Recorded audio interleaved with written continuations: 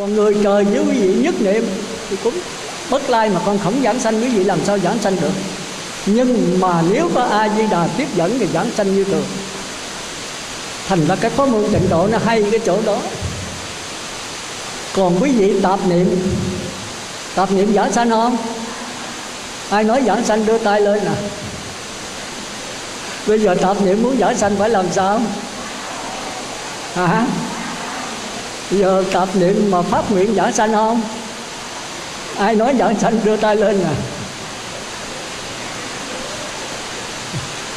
Tôi hỏi không ấy là tôi cạo đầu á. Bây giờ mà tạp niệm mà phát nguyện giảng sanh không? Tạp niệm mà phát nguyện giảng sanh không? Ai nói không đưa tay lên nè.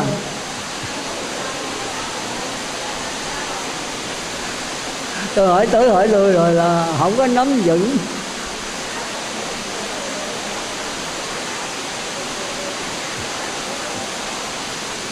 Bây giờ ai nói tạp niệm mà giảng sanh đưa tay lên tôi coi nè. Ai nói tạp niệm mà không giảng sanh, dầu có phát nguyện cũng không giảng sanh.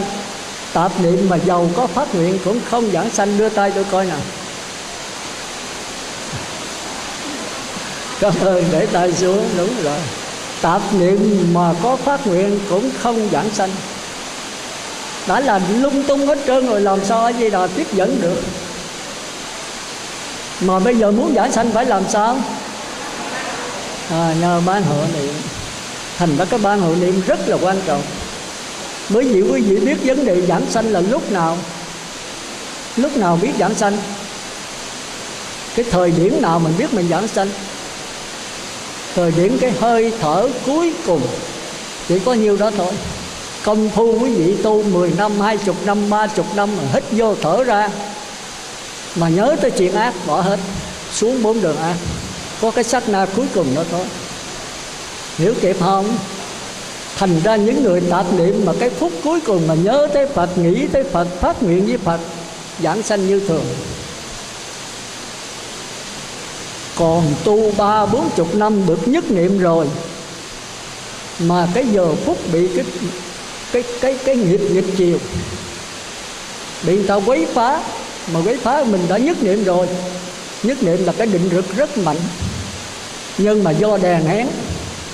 Mà nếu cái nghiệp nghịch chiều nó mạnh hơn thì giảng sanh không? Không. Tôi kể cái chuyện của cái cô Diệu Úc đó, nhớ không? Cổ là nhất niệm rồi, mà cổ đi ra cổ làm việc đó thì cổ trúng gió, cổ ngã xuống, cổ chết chắc. Phải trừng tĩnh lại, á khẩu. Cổ nói chuyện được, nhưng mà khi mà bệnh rồi á khẩu. Mà cổ là trưởng ban hộ niệm, cổ niệm Phật đã là nhất nguyện, khỏi cần niệm Phật vẫn có tiếng niệm Phật.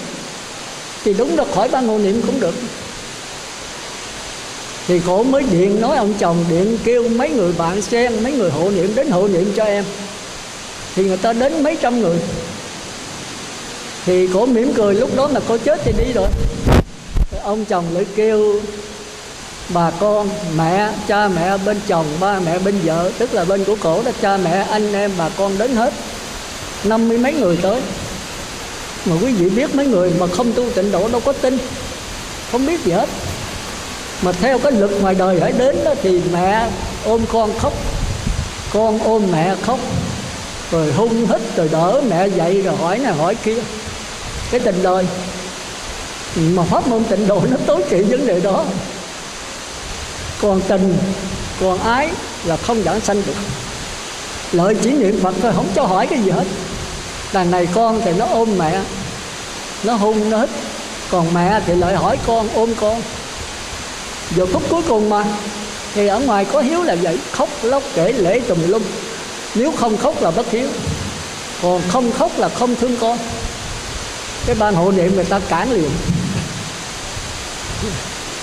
Thì quý vị biết cản thì sao? Bực mình. Người ta là cha mẹ của người hấp hối, người ta là con cái của người hấp hối, thì người ta có quyền. Còn cái ban hộ niệm là bản sen thôi, không ăn thua gì hết. Họ tức họ mới đuổi ban hộ niệm về hết, 100 mấy chục người phải đi liền. Đi liền lập tức. Con tôi mà không cho tôi khóc, mẹ tôi mà không cho tôi khóc, giờ phút cuối cùng sắp vĩnh biệt thiên thu mà không cho khóc, không cho hỏi han nữa. Có cái đạo nào kỳ khôi vậy? Đuổi đi hết. Cô không cần mấy ông mấy bà. Thì ban hộ niệm phải rút lui thôi. Hộ niệm đâu có quyền gì. Mình đến là vì cái người chết này, chứ ban hộ niệm đâu có lấy tiền, đâu có gì đâu. Mệt thấy mồ nữa. Mà vì đây là trưởng ban hộ niệm, thì cái ân nghĩa đó mình đến để đền đáp cái ân nghĩa đó. Cô này đã hộ niệm mấy trăm người rồi, thì hôm nay có quả báo là cô được ban hộ niệm giúp đỡ. Nhưng mà cái nghịch duyên cuối cùng mà cổ lại á khẩu nữa, cái nghiệp nó kỳ cục, chứ cổ nói được thì nói đỡ. Cổ cản đâu có được, đâu có biết, đâu có nói được cái gì. Cuối cùng khi mà ban hộ niệm ra về, cổ học máu, cổ chết. Giảng sanh không? Đúng ra là cổ trung phẩm rồi. Nhưng mà hộ niệm vậy, cổ là trưởng ban, cổ là nhất niệm rồi. Nếu mà không ban hộ niệm có chết, cổ vẫn giảng sanh thôi. Mà có ban hộ niệm thì có thể qua trung phẩm. Đằng này không trung phẩm, không hạ phẩm, mà ở lời cõi Ta Bà làm súc sanh. Hãy sanh là súc sanh đó.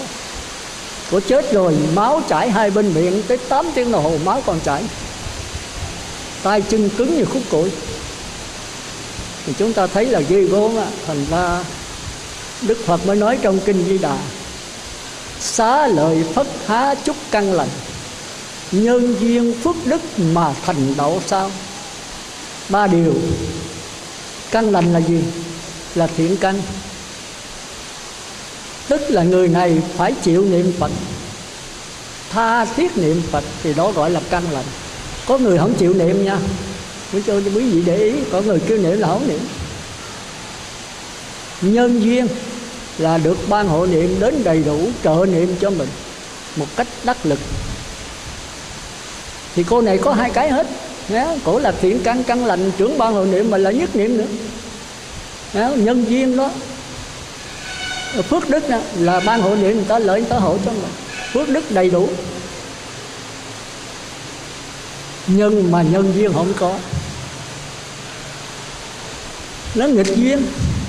Khi gia đình đến phải gia đình hộ niệm nữa thì cổ về trung phẩm chắc chắn. Gia đình đuổi hết ban hộ niệm thì quá cái sức của cổ là nhất niệm có sức tôi tức quá. Các ban hộ niệm ta đến vì con mà cha mẹ đuổi, vì mẹ mà con lại đuổi. Cổ tức mà lại không nói chuyện được. Cái tức này mới tức dữ đó. Tức là biết nó sai mà khuyên cha mẹ, khuyên con mình không được, mình đã á khẩu rồi. Tức cho tới học máu thôi. Thì quý vị biết học máu là sanh súc sanh. Thành ra Đức Phật nói há chúc căn lành, nhân duyên phước đức mà thành đạo sao. Phải có căn lành, phải có phước đức, phải có đủ nhân duyên. Cô này căn lành phước đức đầy đủ mà nhân duyên nghịch chiều. Chúng ta thấy cái tịnh độ nó dễ mà nó khó, nó khó mà nó dễ. Thành ra quý vị còn cha mẹ, còn anh em ráng độ cha mẹ mình ngay trong bây giờ, để rồi có gì đó thì anh em giúp đỡ. Ở Trà Vinh tôi cũng có một Phật tử đó, người mẹ không chịu niệm Phật, mà gia đình con ruột, con dâu và con cái trong gia đình rất là niệm Phật theo, mà bả là không chịu niệm. Con cái kêu không niệm, tới chừng tôi lại thăm, tôi năn nỉ là mới chịu. Bà niệm có vài câu, tôi nói bà niệm từ 1 tới 10, không là không. Mẹ tôi nói bà chết, bà sợ chết không? Mà nghe nói tới chết bà không thèm nói chuyện với tôi, mà dây mặt chỗ khác. Rồi sau tôi biết rồi, tôi nói tôi về, bà về cực lạc với Phật Di Đà không? Rồi tôi chịu. Mà nói bà chết là bà không chịu, bà rất sợ chết. Mà niệm Phật thì không chịu niệm. Rồi tôi năn nỉ luôn là bà niệm được 1-2 câu, chứ niệm từ 1 tới 10 không là không. Không có thiện căn, nhưng mà phước đức rất đầy đủ. Khi bà hấp hối đó thì ban hộ niệm từ sáng tới tối tới chiều luôn, niệm cho tới bà tắt thở, rồi 8 tiếng niệm liên tiếp, rồi niệm tới vô là thiêu luôn. 3-4 ngày 3-4 đêm không có hở. Quý vị thấy là Ban Ngọc Địa Ban Trà Vinh mình độc đáo á, tới 300-400 mà. Thì bây giờ quý vị có thần thông hết rồi, điện kêu lại 6 người 8 người, tôi nói cần 6 người thôi. Một bên niệm 3 câu, bên đây 3 người niệm 2 câu, bên đây 3 người niệm 2 câu, rồi mệt một cái chừng nửa tiếng hay 15 phút một tiếng vậy thấy mệt rồi thì người chạy ra đeo điện thoại kêu cái ban hội niệm thứ hai. Rồi đây mình giống vậy, rồi 1-2 ngày sau mới tới, bị đông quá. Niệm luôn tới 11-12 giờ khuya, nghĩa là suốt ngày suốt đêm, cho tới chết rồi niệm luôn 8 tiếng, rồi niệm luôn mấy ngày, niệm rồi đem vô là tiêu thiêu, xá lợi một đống. Vì thấy thiện căn không có mà không đầy đủ, phước đức dư thừa, nhân duyên đầy đủ, con cái cha con cái gì dâu gì cháu chắc gì lợi ngồi niệm Phật hết, không ai khóc hết. Thiện căn hơi kém mà phước đức dồi dào, nhân duyên thừa thải. Nếu quý vị thấy cái tịnh độ nó là nó nhân duyên, không có thể nói được. Có người thấy giảng sanh mà không giảng sanh, có người thấy không giảng sanh mà lại giảng sanh.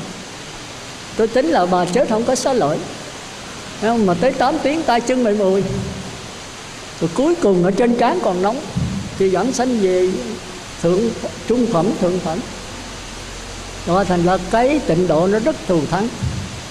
Thôi bây giờ chúng ta trở lại trở lại cái tiến trình của năm quẩn này. Nghe không? Thì giờ tôi nói cái lỗ mũi. Thí dụ như cái lỗ mũi tôi tiếp xúc với nhang trầm, thì cái gai trên mũi này tiếp xúc với cái mùi nhang nó bay vô đó, thì cái này là cái sắc trần, chưa có cái biết.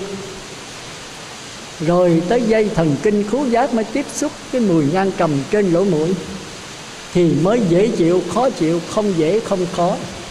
Thì cái này là cảm giác biết, nhưng mà không có phân biệt. Người ta mới hỏi sao mà thấy sư ngửi cái mùi nhang này, thấy sao bộ sư lắc đầu, cái mặt sư nhăn nhăn vậy, thì đó là khó chịu. Nhưng mà tại sao sư khó chịu? Cảm giác không trả lời được, nó mới đưa lên trên óc để óc trả lời. Thì óc cũng không phải là óc là cơ quan thôi, tư tưởng mới mượn cái óc có dây thần kinh nha. Đó, thì nó mới mượn dây thần kinh nó trả lời. Thì cái tư tưởng phải nhớ lại. Nhớ ở đâu? Nhớ ở cái kinh nghiệm, kiến thức, kỷ niệm mình đã từng trải qua. Thì như tôi nói nãy đó, là tôi thích cái thiên nhiên, mà cái gì nhân tạo là tôi không hợp. Thì cái đó nó nằm trong đó. Thì cái ý chí là cái mạt na, nó mới moi trong đó, nó cung cấp cho tư tưởng, tư tưởng mới trả lời. Thì ý chí đó là cái đắn đo suy nghĩ để mà moi ra, moi trong cái thức quẩn, rồi cung cấp cho tư tưởng. Tư tưởng mới nói là thôi, sau này đừng có đốt cái nhang trầm này nữa. Đó, thì nó quyết định vậy, nó sai cái miệng nói, cái thân đi. Đó, thì bây giờ mới có nghiệp. Thì cái nghiệp này sẽ chứa trong ai lại gia nữa. Thành ra cái tiến trình từ cái thức quẩn đưa qua ý chí, rồi ý chí đưa qua tư tưởng mới đưa qua 5 thức đầu. Còn 5 thức đầu là nó tiếp xúc, nó có cảm giác mới qua cái sự phân biệt tư tưởng qua ý chí mới quyết định hành động, mà chứa lại trong cái kho nữa. Cái tiến trình từ bên trong đi ra chưa là hiện ra hành động bên ngoài. Còn những cái việc làm mình nó sẽ tích trữ, kêu là quân là sông út vào ở trong cái kho ai lại gia. Cứ thế vô ra, đó gọi là luân hồi sanh tử. Chừng nào chúng ta thấy rõ cái tiến trình này, mà chúng ta đừng cải sửa, đừng phê phán, đừng chỉ trích, lặng lẽ nhìn nó y như là nó, thì cái này là Phật. Cái lặng lẽ này chính là cái dòng nước. Còn cái tiến trình 5 quẩn này tức là cái lượng sống. Tất cả cái lượng sống này đều mượn cái dòng nước để phát hiện nha, chứ không phải dòng nước sanh ra ngũ quẩn nha. Nhưng mà ngũ quẩn là do cái gió tham sân si mà tạo ra nó,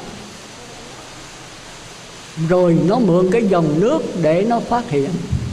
Thành ra chúng ta ngay cái tiến trình ngũ quẩn này mà nhận trở lại cái dòng nước, thì đây không phải là tu tập, không phải là cải sửa, mà là sự nhận lại, nhận ngay bây giờ và tại đây.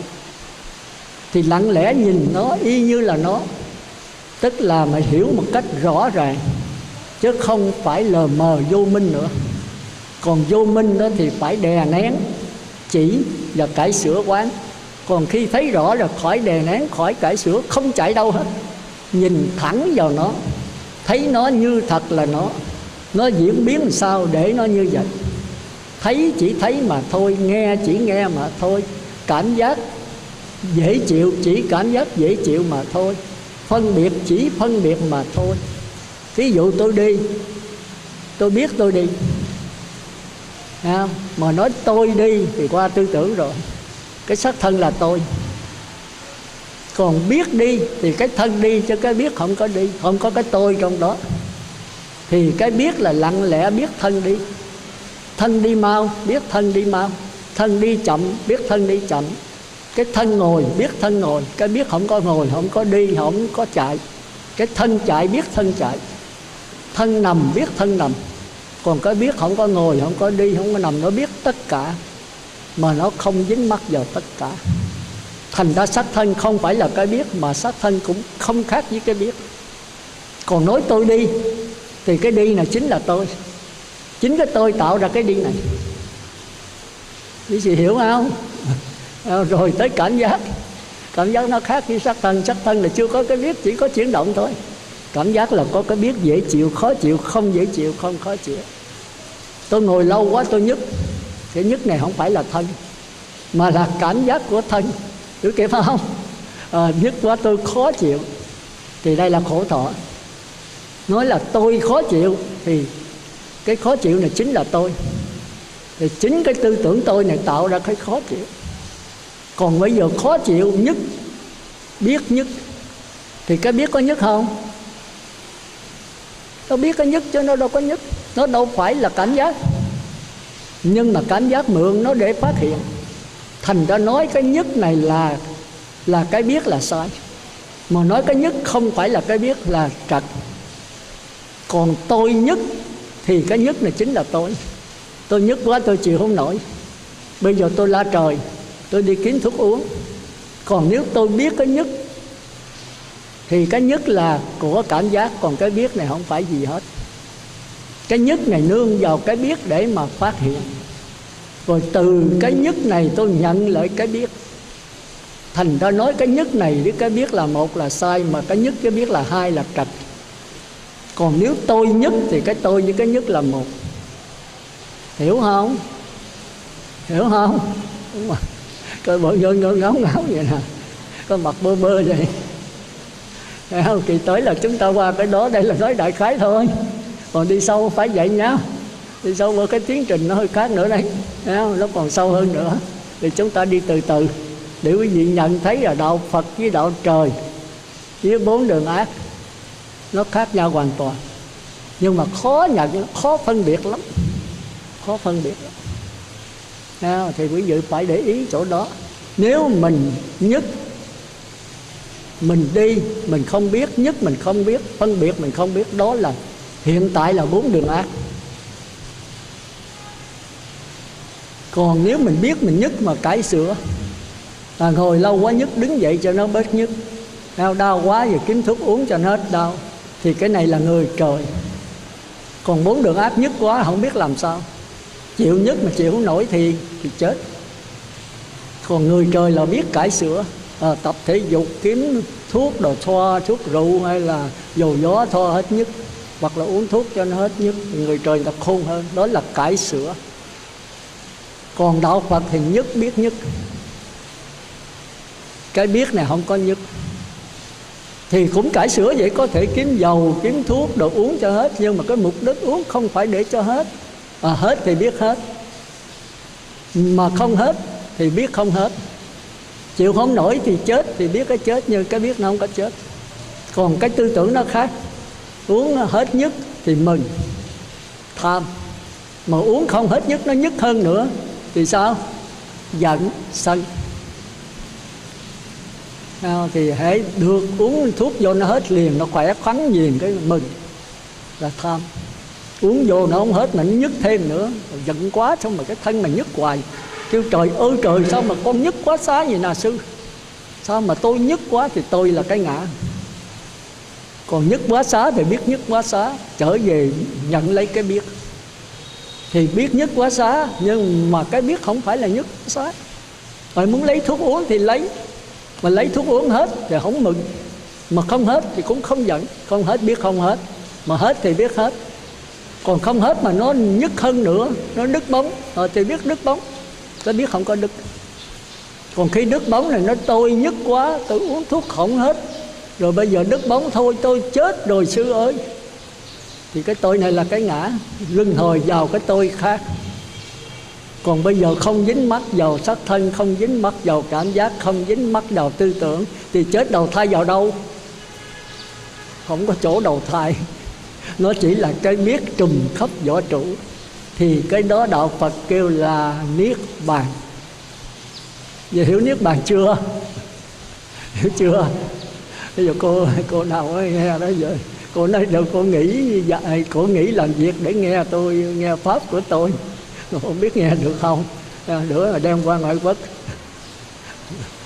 Thì thôi bây giờ nghe vậy hiểu không? Hiểu vậy chứ không phải vậy nha. Nếu đi sâu vào thì nó khác nữa à. Quý vị mà từ từ tu tập là không phải dễ đâu. Thì đại khái chúng ta nắm được cái đại cương, để rồi chúng ta biết con đường đi. Hãy đi sai thì biết sai, đi đúng thì biết đúng. Cái nào tư tưởng thì biết tư tưởng, cái nào bát nhã thì biết bát nhã. Tư tưởng thì có cái tôi dính liền với sắc thân, dính liền với cảm giác. Tư tưởng mà khi nó sa đọa rồi nó thành ra cảm giác, mà nó sa đọa nữa thành ra sắc thân. Sắc thân mà tiến hóa nữa thì thành cảm giác. Cảm giác mà tiến hóa nữa thì thành tư tưởng. Tư tưởng mà tiến hóa nữa thì thành ý chí. Mà ý chí tiến hóa nữa thì thành kinh nghiệm, kiến thức, ký ức. Còn cái biết Phật tánh có tiến hóa không?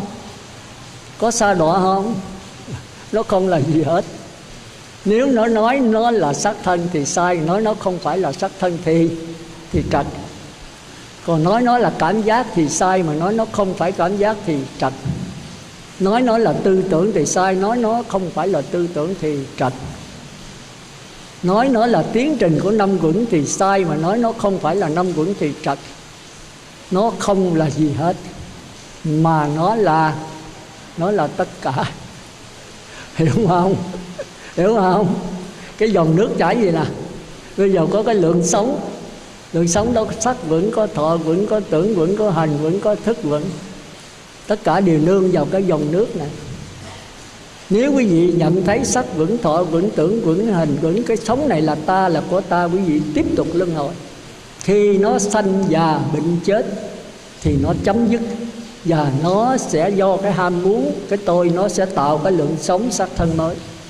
Còn nếu quý vị nhận quý vị là dòng nước thì quý vị có luân hồi không? Không. Quý vị thấy sống không? Thấy. Dòng nước thì luôn luôn nó thấy sống, thì sống nương vào nó mà. Thành ra sống hiện sao dòng nước nó biết hết, mà nó biết là biết toàn diện. Còn sắc vững, thọ vững đâu biết được sắc vững, mà sắc vững không biết thọ vững được. Cái lớp 1 không biết được lớp 3 được, mà lớp 3 nó biết được lớp 1.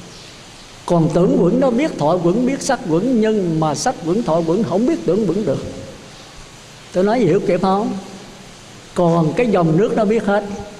Dầu sắc, dầu thọ, dầu tưởng, dầu hành, dầu thức. Nó biết y chang vậy. Nhưng nó không phải là sắc mà cũng không khác với sắc. Nó không phải là thọ mà cũng không khác với thọ. Nó biết một cách toàn diện. Thành ra khi sắc thọ tưởng hành thức chết rồi thì nó còn lại cái biết. Nó còn lại cái dòng nước. Thì dòng nước là gì? Mình phải nói dòng nước không là gì hết, mà dòng nước là tất cả. Tất cả không những là sắc vững của tôi, của mấy ông bà, mà của toàn vũ trụ. Sắc vững của mấy ông bà tất cả đều nằm ở trong dòng nước linh hồn của tôi. Mà dòng nước linh hồn của tôi với dòng nước linh hồn của ông bà thì thứ hay khác? Một thứ. Ai nhận được nó thành Phật, ai chưa nhận thì làm chúng sanh. Thì Phật cũng vẫn ở đó, mình không nhận được thì giống như chàng cùng tử có hòn ngọc như ý ở trên bộ áo, mà không nhận được thì sao? Đi ăn mài. Quý vị bây giờ đang đi ăn mài, mà quý vị có hòn ngọc như ý không? Có. Phật có không? Có. Mà tại sao Ngài không ăn mài? Những gì Ngài nhận được hòn ngọc này. Bây giờ quý vị nhận được rồi, quý vị còn ở ngoài nữa không? Quý vị bằng Phật không? Bằng. Rồi chừng nào mới nhận đây? Để từ từ để lai rai, con vô lò thiêu con nhận luôn. Tôi là ghét cái thứ mà từ từ lai rai. Nó nói chuyện tôi, con bị tại vì bởi. Rồi sao tôi muốn vố một tay. Tôi bực mấy cái đó. Ở ngoài đời không có ai mà không bị tại vì bởi hết á. Bị tại vì bởi là ở đây không có người nào đến đây nghe Pháp được, phải không? Hỏi có ai mà không bị tại vì bởi không? Mà nếu mình chịu sắp xếp rồi mình đến đây được như thường. Để được đến đây thì mất ở nhà một phần nào, phải không? Thí dụ mình đến đây thì mình đóng cửa, mình không buôn bán nữa thì có thể mất vài trăm ngàn, vài triệu bạc. Và nếu mình không đến đây mà ở nhà thì được thêm một vài triệu nữa. Rồi chết là mang theo không? Làm cho lắm thì còn 2 bàn tay trắng thôi. Thì quý vị phải nhớ cho đó. Làm sao đủ ăn đủ sống là được rồi. Phải có cái hiểu biết. Cái phước báo nó không cứu mấy ông bà được đâu. Bác Quan nó giúp cho mình giàu sang quan quyền vua chúa, sự sung sướng thanh nhàn của cõi trời. Chỉ có cái trí tuệ. Phước báo là quý vị có tiền bạc, có giàu sang quan quyền vua chúa thì quý vị có thể ăn sung sướng, có thể giúp người khác được. Nhưng mà cái luân hồi sanh tử quý vị không làm gì được đó. Chỉ có khi nào hiểu biết. Hiểu biết đúng đắn ngay bây giờ tại đây thì quý vị là Phật. Còn hiểu biết tốt lành lờ mờ vô minh mà biết cải sửa thì ngay bây giờ quý vị là cõi trời, quý vị bây giờ đáng cải sửa.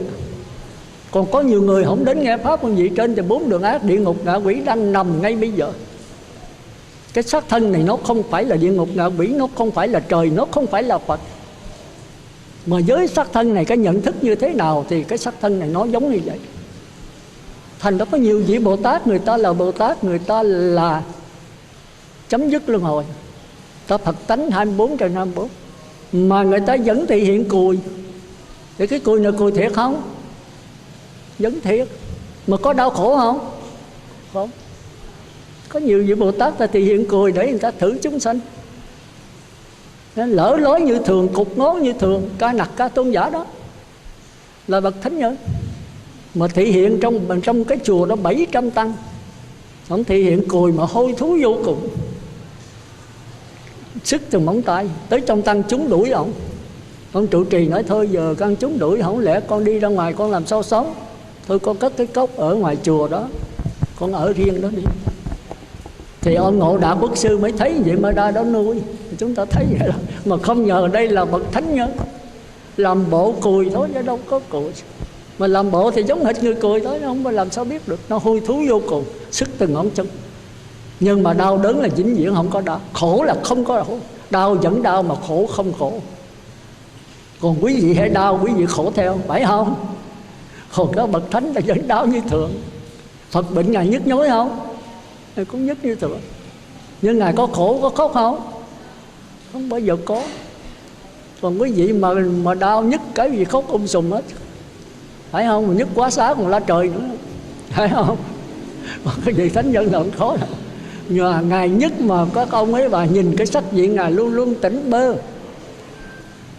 Ngài cứ mỉm cái nụ cười miếng chi đó, chứ mà cười nụ đó, phải không? Thì chúng ta thấy là luôn luôn trước cái sự đau khổ nhức nhối Ngài vẫn cười, mà trước cái sự sung sướng hạnh phúc Ngài vẫn cười. Ngài có một mực một thôi. Còn chúng ta mà vui được phước báo tới, chúng ta cười 3-4 làng còn nghe nữa, phải không? Rồi khi mà khổ một cái, mà khóc một cái, 3-4 làng cũng không ngủ được nữa. Biết nè, ai biết đưa tay lên coi, do cái gì mà khổ trong cuộc sống này? Do gì khổ? Do cái gì? Trong cái tiến trình tâm quẩn, cái gì là tránh nè? Sắc nè, thọ nè, tưởng nè, hành nè, thức nè. Sắc là chưa có cái biết nè, thọ là có cái biết mà chưa có phân biệt nè, tưởng là có cái biết mà có phân biệt nè, hành là có cái biết mà có đắn đo suy tính lựa chọn để quyết định nè. Còn thức là cái kho chứa tất cả kinh nghiệm, kiến thức, kỷ niệm, ký ức, tội phước. Cái nào là nguyên nhân chánh của cái sự luân hồi sanh tử? Cái nào? Cái hành hả? Cái thức hả? Cái sắc thân hả? Cái nào? Cái tưởng phải không? Đúng rồi, này cho tròn phó tay để nhớ. Rồi khi nào mới có tưởng? Tôi mà tôi dí tới cùng á, tôi không phải nói chuyện cho tôi mà trả lời sơ sơ là không được đâu. Quý vị phải trở về con người này nè. Mỗi khi mình tưởng mình biết không? Biết không? Cái cảm giác khởi lên không sao, mà cái tư tưởng nó hà hơi trong đó, nó thúc đẩy một cái là cảm giác la trời. Chứ cảm giác đau ai không đau. Nhưng mà tôi đau quá thì chết rồi. Đâu có tôi. Có cái đau thôi chứ làm sao có tôi đau. Tôi là ông nội của tư tưởng. Thành ra 6 căn tiếp xúc với 6 trần thì chưa có cái đau khổ. Rồi dây thần tim tiếp xúc rồi cảm giác khởi lên cũng chưa có đau khổ. Có nhức nhối, có khó chịu, có dễ chịu, có không khó không dễ, nhưng mà cái khổ chưa có. Cái khổ bắt đầu từ đâu? Cái tưởng tôi nhức quá, tôi đau quá, làm sao cho tôi hết nhức. Trời ơi là trời, sao mà nhức quá vậy nè trời. Thì cái này là nguyên nhân của đau khổ. Cái này không phải là cảm giác. Cái này là cái sự phân biệt của tư tưởng. Hiểu kịp không? Thì nếu quý vị tới đây quý vị biết lắng nghe thì cái nhất thì có nhất. Tôi biết cái nhất thì có nhất, mà không có tôi nhất mà biết nhất. Cái cảm giác nhất chứ cái biết không có nhất. Thì quý vị tỉnh queo. Nhất thì có nhất, nhưng mà không có tôi nhất mà biết nhất. Thì cái nhất này không phải là tôi, cũng không phải là cái biết, mà cũng không khác với cái biết. Nó mượn cái biết để nó phát hiện, rồi nhận cái biết để nó phát hiện là cái nhất. Rồi nhân cái nhất này chúng ta nhận trở về cái biết, thì nhận lại là trí tuệ của A-la-hán. Còn bây giờ đồng quá cái nhất là tôi tức là tư tưởng. Tôi nhất quá thì cái tôi này chịu không nổi rồi đó. Thì bắt đầu chửi mắng la trời, bắt đầu quậy tùm lum chạy kiếm thuốc. Mà hết thứ nhất thì vui, mà không hết nhất thì khổ. Mà vui đó là tham, mà khổ là sân. Chúng ta suốt ngày sống với tham sân. Thành ra con mắt mà tiếp xúc sự vật thì có cái nhìn, rồi qua tới cảm giác là có cái thấy, cũng chưa có cái đau khổ. Rồi qua tới cái tư tưởng có cái biết, thì đây cái khổ bắt đầu từ đây. Còn lỗ tai nghe cái tiếng nói thì cũng chưa có sự phân biệt, có cái biết thôi. Có âm thanh. Rồi âm thanh này vô lỗ tai dây thần kinh, rồi cảm giác mới dễ chịu, khó chịu khởi lên, cũng chưa có cái khổ. Rồi bây giờ tại sao mình khó chịu, tại sao mình dễ chịu? Nó chửi tục quá, nó chửi, tôi bị chửi và có tiếng chửi rồi. Cái này là tư tưởng phân biệt. Cái khổ đau từ đây. Bây giờ tôi phải làm sao đối với nó đây? Thấy vậy không?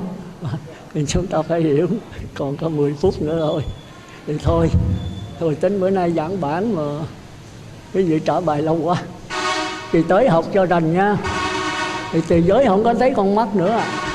Còn cái lỗ tai, cái lỗ mũi, cái miệng, cái thân. Còn cái ốc nữa. Tôi chưa nói tới cái ốc. Bữa nay tôi tính giảng về cái ý căn. Cái này khó ạ.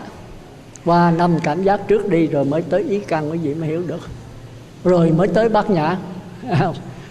6 căn này hết. Cái ý căn nó khác ạ. Ý căn nó có 5 duyên thôi. Con mắt có mấy duyên ha?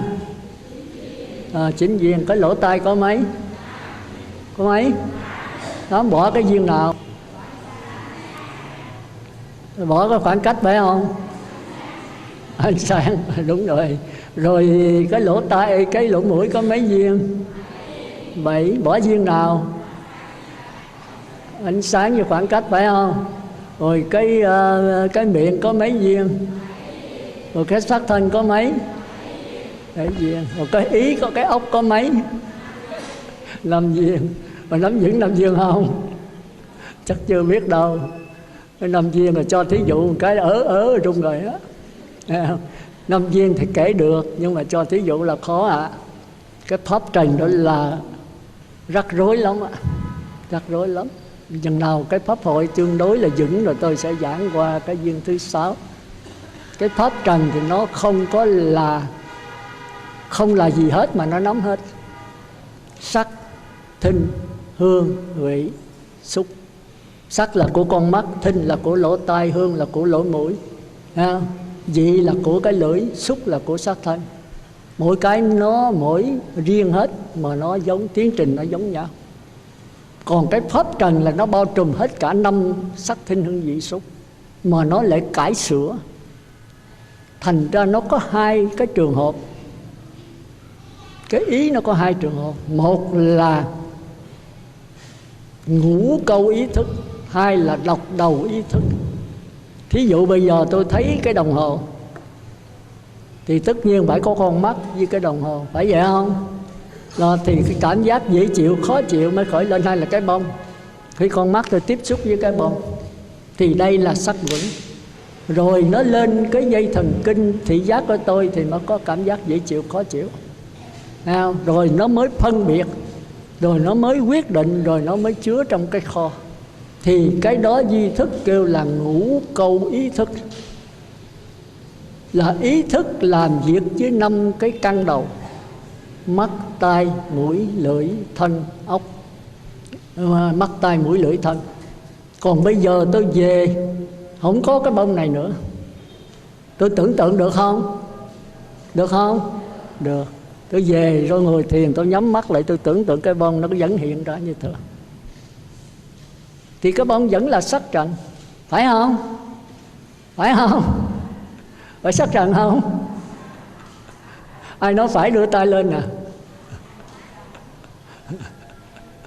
Ai nói không phải đưa tay lên nè. Rồi cảm ơn, con số ít à. Giờ không phải nói là cái gì? Đó là pháp trần. Cái bông này là cái bông hồi tưởng. Trong duy thức kêu là lạc tả ảnh tử. Cái chủng tử nó rớt lại trong cái linh hồn đó, chứ không phải cái bông ngoài này nữa. Khi con mắt tôi tiếp xúc cái bông thì cái này là sắc vững. Còn khi tôi nhắm mắt lại hay tôi về dưới cốc rồi tôi tưởng tượng cái bông nó hiện ra thì nó không phải là cái bông này đâu, mà là cái bông tưởng tượng, tức là lạc tả ảnh tử. Nghĩa là cái ảnh nó rơi rớt ở trong linh hồn của tôi. Thì bây giờ tôi tưởng tượng nó hiện ra. Thì cái này kêu là độc đầu ý thức. Ý thức làm việc một mình, chứ không có 5 thức đầu, không có mắt, tai, mũi, lưỡi, thân nữa. Hay là chúng ta còn kêu thêm danh từ nữa, nó rắc rối, là thế giới của biệt nghiệp. Còn bây giờ tôi tiếp xúc với bông này là thế giới của cộng nghiệp. Cộng nghiệp nghĩa là sao? Cái bông này tôi thấy là bông, mấy ông bà ai cũng thấy là bông hết. Nếu mà không phải người ta, con chó thì khác. Còn nếu là người thì thấy là cái bông. Hiểu kịp không? Còn nếu cái bông ở trong linh hồn của tôi đó thì cũng vẫn là cái bông này, nhưng mà do tôi tưởng tượng ra. Đó, cái này mới độc đáo đó. Rồi bây giờ tôi mới suy nghĩ, tôi cải sửa. Thì nếu cải sửa này mấy ông bà đâu có biết. Còn bây giờ tôi thấy cái bông này tôi cải sửa, tôi muốn gỡ nó ra, tôi trưng cách khác thì mấy ông bà thấy hết. Thì đó kêu là cái cộng nghiệp, cái nghiệp chung. Rồi trong lúc mà tôi tưởng tượng cái bông tôi cải sửa, mấy ông bà biết không? Không. Thì đó là cái nghiệp riêng, kêu là biệt nghiệp. Đó, rồi bây giờ tôi cải sửa rồi thì cái gọi là pháp trần. Rồi pháp trần này bị cải sửa theo cái ý của tôi. Thí dụ tôi cải sửa cao hơn, tôi trồng bông làm sao cho nó đẹp hơn, tôi để thuốc làm sao cho bông nó nở, thay vì một bông tôi nở 3-4 bông. Thì cái độc đầu ý thức này độc đáo lắm. Nếu mà người thông minh đó thì sẽ có ý chí nó can thiệp vô, thì bắt đầu nó cải sửa cái nhãn thức cao hơn. Thì tôi không còn ở cõi người nữa, tôi lọt qua cõi trời. Thôi kỳ khác tôi giảng cái đó. Thì chúng ta có 2 cái hiểu biết của ý thức. Một cái là hiểu biết chung với loài người, kêu là cộng nghiệp, hay là thế giới của đới chất cảnh. Thì cái nhận thức đó kêu là ngũ câu ý thức. Ý thức làm việc ngũ câu, ngũ là 5, câu là cùng giới. Ý thức làm việc cùng với 5 thức đầu, tức là mắt, tai, mũi, lưỡi, thân. Còn độc đầu ý thức là ý thức làm việc một mình, không có mắt, tai, mũi, lưỡi nữa. Cái biệt nghiệp của mình. Thì tôi ngồi tôi tưởng tượng tôi cải sửa. Nếu tưởng tượng tôi cao đó thì tôi có thể qua thấy cái bông này chỉ là những cái chủng tử, những cái điện tử thôi. Thì cái trình độ tôi cao thì tôi sẽ chết, tôi sẽ sanh vào cái cõi cao.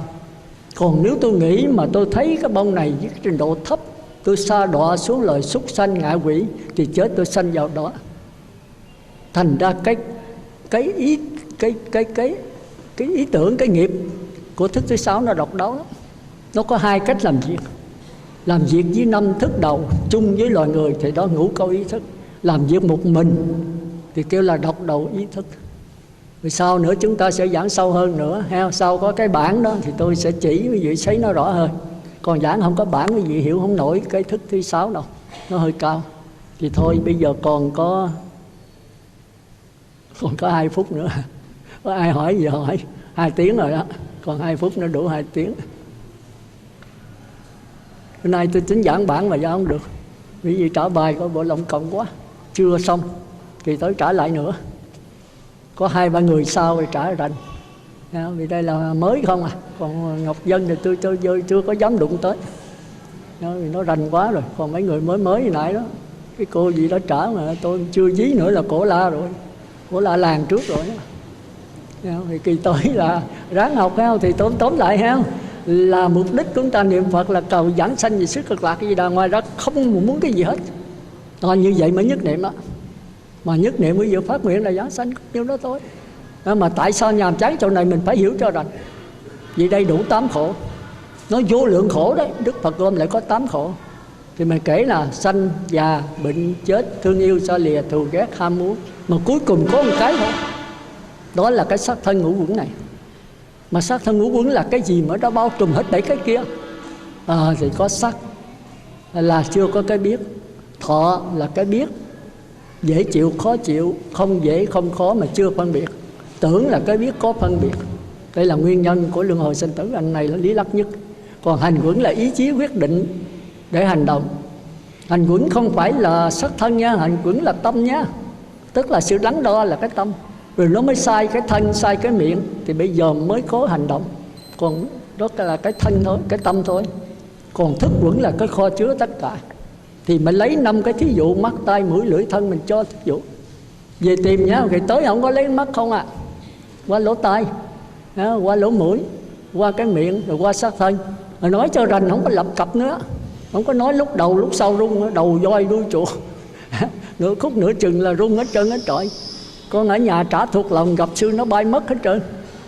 Nói 1-2 lần đi rồi nó quen rồi đó. Nơi chừng đó nói rồi tôi biểu nín không nín, đè nhận nút nó cũng không tắt nữa. Chịu nói rồi nói dữ lắm. Bây giờ tập đi. Bởi vì quý vị mỗi lần nói quý vị phải suy gẫm dữ lắm. Thì cái chủng tử lạc tạ ảnh tử nó sẽ vào trong ai lại gia quý vị. Cũng giống niệm Phật vậy. Chừng mà chủng tử nó đầy rồi đó, quân trưởng nó đầy, nó tràn ra ơn, chừng đó trận nó cũng không ngừng nữa. Còn bây giờ không có thì cứ sợ hoài. Mình hồi đó không từng quân tập, mới quân tập 2-3 bữa làm sao nó thuộc được. Rồi về phải nghiền ngẫm nha. Cái này mới có giai đoạn đầu là văn thôi. Còn phải tư nữa là suy gẫm cho hiểu. Hiểu rồi phải sống nữa. Cái này là khó. Tôi cái thứ ba này chưa làm được nha. Hiểu là mình biết hết là nhìn mọi cái, đừng cải sửa, đừng phê phán gì hết. Nhất thì biết nhất, giữ lấy cái biết. Chừng nào mới làm được. Tôi biết lâu rồi đó, 10 mấy năm nay mà tôi làm cũng chưa tới đâu hết trơn á. Thì quý vị phải thấy văn tư thì nó còn dễ, còn cái tu là khó. Cái tập khí mình nó quen rồi. Hãy thấy cái ác thì sửa thành cái thiện. Ác mà vẫn để ác, theo dõi nó cho nó chấm dứt. Mà nó không chấm dứt kệ nó. Mình biết nó đâu có làm gì mình được. Mà không được đâu. Không được đâu. Thành ra quý vị thấy là cái tu rất là khó. Thành ra tôi mới giảng sanh về cõi Phật. Chứ nếu thật sự mà tôi đắc La Hán là tôi không về cõi Phật đâu. Tôi ở đây luôn hả. Tôi không ngán đâu. Còn Bất Lai tôi cũng về ạ. Thành ra về đó có thầy sáng, có bạn lành, nó dễ tu hơn. Cõi này bây giờ kì một bậc thánh nhân A La Hán, Bất Lai cũng sợ không có. Mà cái giáo pháp đạo Phật bây giờ hiểu cái bóng, cái bánh vẽ thôi. Thì quý vị hỏi coi có ai mà diễn tả rành không? Tôi không thấy ai diễn tả rõ hết. Kinh sách viết cái đống mà viết sai hết. Không có đi sâu như vậy. Cái tiến trình 5 quận quý vị coi lại không có ai giảng như tôi đâu. Tôi hồi xưa tôi cũng dẫn lên tôi mơ coi kinh thôi, sau tôi nghiền ngẫm lại tôi nói trời ơi mấy học giả này giảng thiếu sót nhiều quá. Nếu không muốn nói là sai. Giữa sắc, giữa thọ, giữa tưởng, giữa hành và giữa thức quẩn, cái khác nhau làm sao không có ai giảng kỹ hết. Mà giảng rồi không cho thí dụ, mà cho thí dụ lại sai. Bây giờ tôi mới thấy tôi hơi sáng tỏ. Hồi trước 10 mấy năm gì trước tôi giảng không có chạy, nhưng bây giờ tôi trình bày cũng khó đấy. Quý vị thấy là cũng khó trình bày. Tới quý vị nói lại quý vị thấy cực trần ai đó. Rồi còn đi sâu nữa đó, đấy mới sơ sơ thôi, quý vị không nắm nữa là tôi đi sâu nữa quý vị không hiểu được. Thì thôi ai hỏi cái gì không? Không có thì 2 tiếng rồi đó. Vậy thì chấm dứt đây ha. Rồi thì tới về học bài ha. Tới tôi trả rồi là làm cho mau nha. Làm sao mà thuộc lòng lao chừng 2 người rồi tôi bắt đầu tôi giảng liền. Còn ấy nữa kéo dài 3-4 người thì hết giờ nữa.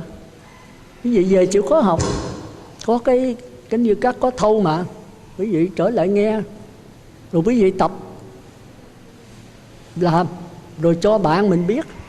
Mình kêu bạn mình coi mình trả coi đúng hay không. Trả lào tới chừng gặp tôi cái run mất hết à. Thế vậy đó, nhưng mà tập nhiều lần đi. Vậy thì trước khi dứt lời thì một lần nữa tôi cũng cầu chúc cho pháp hội của chúng ta cũng như toàn thể pháp giới chúng sanh đều chống sanh về cực lạc và thành Phật đạo. Nam mô A Di Đà.